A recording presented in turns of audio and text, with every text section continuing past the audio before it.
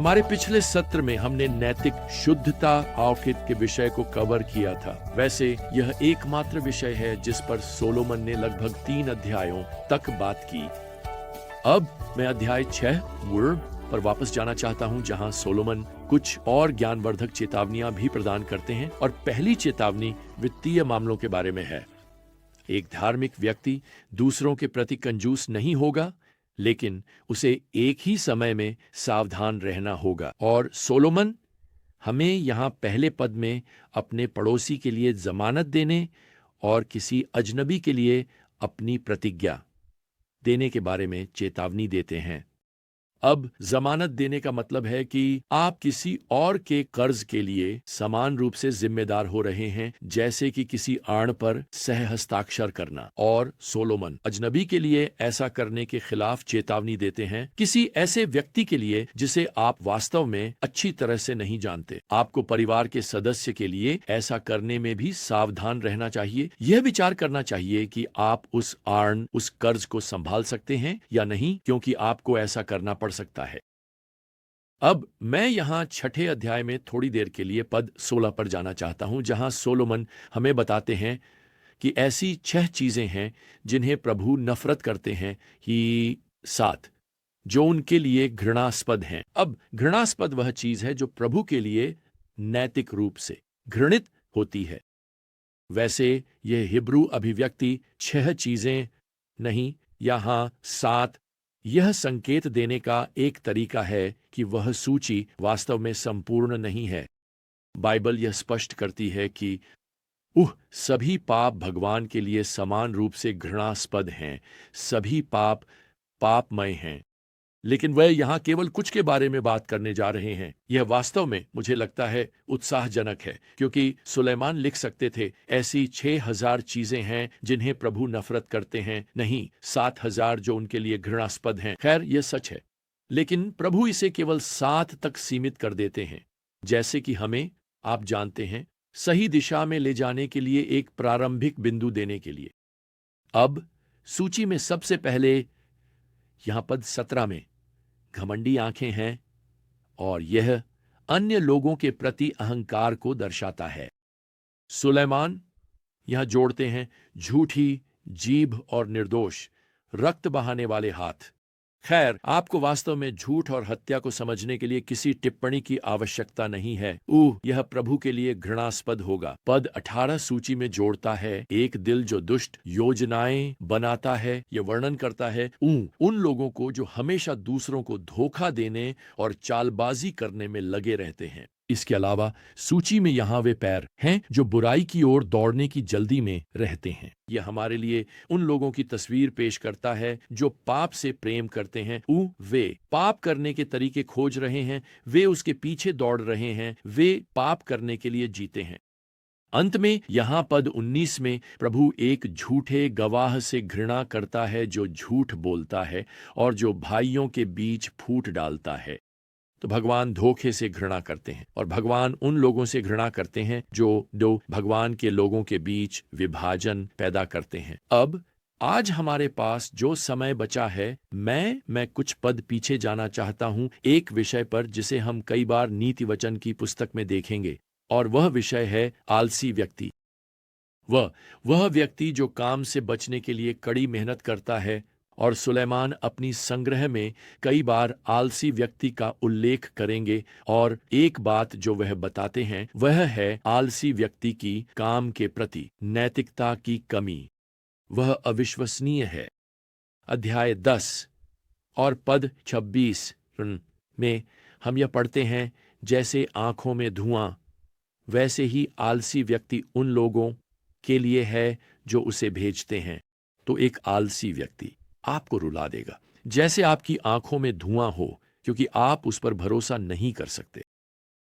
दूसरी बात, सुलेमान बताते हैं कि आलसी व्यक्ति के बहाने अविश्वसनीय होते हैं। अध्याय 22 और पद 13 में हम पढ़ते हैं, आलसी व्यक्ति कहता है, बाहर एक शेर है, मैं सड़कों में मारा जाऊंगा। वह दावा कर रहा है कि वह काम पर नहीं जा सकता क्योंकि कहीं बाहर एक शेर है जो उस पर हमला कर सकता है। खैर, ये सिर्फ बीमार होने का बहाना बनाने से कहीं आगे बढ़ जाता है, लेकिन विचार वही है। वास्तव में मैंने एक कर्मचारी के बारे में सुना जिसने अपने बॉस को फोन किया और अपनी दादी के अंतिम संस्कार में शामिल होने के लिए छुट्टी मांगी। उसे अनुमति दी गई। 6 महीने बाद उसने फिर से फोन किया और ऐसा लगता है कि उसकी दादी खैर फिर से मर गई थी। वह भूल गया था कि उसने पहले भी यही बहाना बनाया था और उसने उसी दादी का नाम भी इस्तेमाल किया। खैर, एक लेखक ने कहा, आलसी व्यक्ति अपनी सारी रचनात्मक ऊर्जा बहाने बनाने में लगाता है बजाय इसके कि वह जीविका कमाने में लगाए। खैर, यहां तीसरा अवलोकन है, आलसी व्यक्ति का दिल सीखने योग्य नहीं होता। अब अध्याय 26 में हम यहां पद 16 में पढ़ते हैं, आलसी व्यक्ति अपनी ही नजर में 7 समझदार लोगों से भी अधिक बुद्धिमान होता है। दूसरे शब्दों में, आप आलसी लोगों को चुनौती दें और वे आपको यह बताने के लिए कारणों की एक सूची देंगे कि आप गलत हैं। आप बस उनसे पूछें और वे आपको बताएंगे कि वे आपके सबसे अच्छे कर्मचारी क्यों हैं। वे ही हैं जो इतनी मेहनत करते हैं। क्यों आप उनके बिना नहीं रह सकते? सच्चाई यह है कि वे बात कर सकते हैं लेकिन वे काम नहीं करते। खैर, अब सुलेमान यहां अध्याय 6 में सीधे आलसी व्यक्ति को लिखते हैं। वह यहां पद 6 में कहते हैं, चींटी के पास जा, हे आलसी, उसके मार्गों पर ध्यान दे और बुद्धिमान बन। तो यहां समाधान है। खैर, चलो एक फील्ड ट्रिप पर चलते हैं और एक चींटी के टीले के पास जाते हैं और उन्हें कुछ समय के लिए देखते हैं। आओ चींटियों का अध्ययन करें और बुद्धिमान बने। वे अद्भुत जीव हैं। मैंने पढ़ा है कि वे अपने वजन का 50 गुना उठा सकते हैं, जो ऐसा होगा जैसे आप या मैं आज बाहर जाकर अपनी कार उठा लें। एक अकेला चींटी का कॉलोनी लाखों चींटियों को आश्रय देता है और वे सभी काम में व्यस्त रहते हैं। कॉलोनी की रक्षा करते हैं, रानी चींटी की सेवा करते हैं या शिकार करते हैं, भोजन इकट्ठा करते हैं। और यहां अद्भुत बात यह है कि यह सब उनके सृजनकर्ता द्वारा उनके स्वभाव में डाला गया है। वास्तव में सुलेमान यहां पद 7 में लिखता है कि वे यह सब बिना किसी प्रधान अधिकारी या शासक के करते हैं। वे यह सब बिना किसी प्रमुख के करते हैं। हिब्रू में इसे न्यायाधीश के रूप में अनुवादित किया जा सकता है। दूसरे शब्दों में, उन्हें किसी विवाद या श्रम मुद्दे के लिए न्यायाधीश की जरूरत नहीं होती। चींटियां बस एक दूसरे के चारों ओर और ऊपर घूमती रहती हैं और काम में लगी रहती हैं। कल्पना करें एक चींटी के टीले की जिसमें 1 मिलियन चींटियां हैं और एक भी ट्रैफिक सिग्नल नहीं है। वे सब कुछ बिना किसी प्रमुख के करते हैं। सोलोमन यहां जोड़ते हैं, और वे इसे बिना किसी अधिकारी के करते हैं। यह हिब्रू शब्द किसी ऐसे व्यक्ति को संदर्भित करता है जो वास्तव में कुछ लिखता है, जो दूसरों को आदेश देता है। आप कल्पना कर सकते हैं कि एक चींटी वहां क्लिपबोर्ड के साथ है, हर सुबह असाइनमेंट बांट रही है। खैर, उनमें से एक भी नहीं है।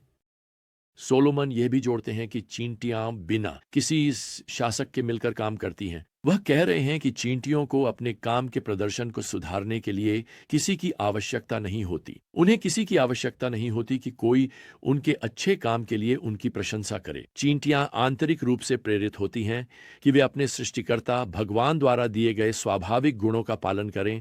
तो आप इसे इस तरह कह सकते हैं, उन्हें काम करने के लिए, उनके काम को प्रबंधित करने के लिए या उन्हें काम करने के लिए प्रेरित करने के लिए किसी की आवश्यकता नहीं होती। कोई आश्चर्य नहीं कि सोलोमन यहां 6 पद में लिखते हैं, हे आलसी, चींटी के पास जा, उसके मार्गों पर ध्यान दे और बुद्धिमान बन। बिना किसी प्रमुख, अधिकारी या शासक के वह गर्मियों में अपनी रोटी तैयार करती है और फसल के समय अपना भोजन इकट्ठा करती है। मुझे आपको बताना है, चींटियां बस वही करना पसंद करती हैं जो उनके सृष्टिकर्ता ने उन्हें उपहार में दिया है, उन्हें करने के लिए डिजाइन किया है, और हमें सभी को उनके जैसा अधिक होना चाहिए। मैंने उन लोगों के बारे में पढ़ा है जो सेना में सेवा करते हैं। उन्हें रिगर्स कहा जाता है। उनका काम है पैराशूट को मोड़ना और पैक करना, जिसे अन्य सैनिक हवाई जहाज से कूदते समय उपयोग करेंगे। उनकी प्रतिज्ञा का एक हिस्सा यह कहता है, संपूर्णता के साथ कोई समझौता नहीं हो सकता, मैं हमेशा सुनिश्चित रहूंगा।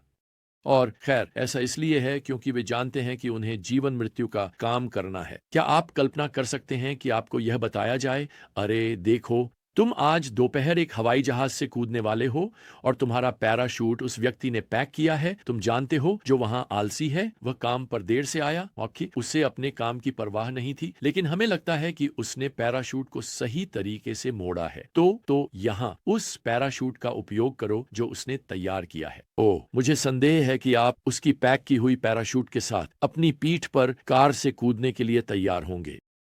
प्रिय, अगर भगवान एक चींटी के काम की परवाह करते हैं तो वह निश्चित रूप से आपके और मेरे काम की भी परवाह करते हैं। तो यहां पर नुस्खा है, आज और भी अधिक मेहनती बने, जैसे वह समर्पित शिक्षक जो आपके पाठों को अच्छी तरह से तैयार करता है, या वह प्लम्बर जो सभी पाइपों को सही ढंग से जोड़ता है, या वह मैकेनिक जो केवल आवश्यक शुल्क लेता है, या वह डॉक्टर जो अपने मरीज की बात सुनने के लिए कुछ समय लेता है, या शायद एक रसोइया जो केवल आपका सबसे अच्छा परोसता है, या एक विक्रेता जो केवल ईमानदार सौदे लिखता है, या शायद आज का एक छात्र जो प्रत्येक असाइनमेंट को पूरा करने के लिए तैयार है। सुनो, मत भूलो कि हम अंततः अपने उद्धारकर्ता की प्रतिष्ठा और उनके सुसमाचार के प्रभाव के लिए काम कर रहे हैं। जब लोग हमें काम करते हुए देखते हैं, क्या हम मेहनत और उत्कृष्टता के साथ काम कर रहे हैं, एक चींटी की तरह? खैर, इसके साथ ही आज के लिए हमारा समय समाप्त होता है। हमारी अगली ज्ञान यात्रा तक प्रियजनों, प्रभु यीशु मसीह की कृपा और परमेश्वर का प्रेम और पवित्र आत्मा की संगति आप सभी के साथ हो। आमीन।